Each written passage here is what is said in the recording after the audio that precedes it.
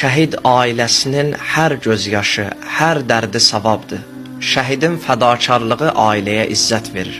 Adi insanlarda belə deyil, gözyaşı, ağrısı savab olsun. İmam Baqir əleyhissalam buyurur, şəhidin ailəsi onun nemətindən bəhrələnir. Və onların gözyaşı, ağrısı Allah yanında qiymətlidir. Bəhrələnməkdən məqsəd budur ki, Allah şəhid atasını, şəhid anasını həm öz yanında hörmət eləyir, həm də insanların arasında.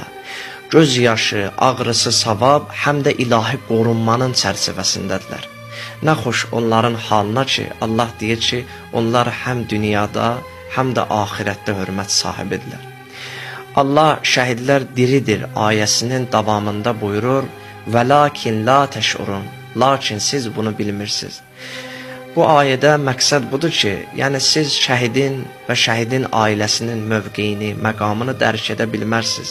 Onlar nə məqamdadılar, nə dərəcədədirlər, nə xoş halına axirətdə də onlar hörmət sahibidirlər. Allah bütün şəhid valideynlərinə səbir versin, övladların İmam Hüseyn əleyhissalama qonaq eləsin, bayrağımızı həmişə bayraqlar içində uca qərar versin inşallah.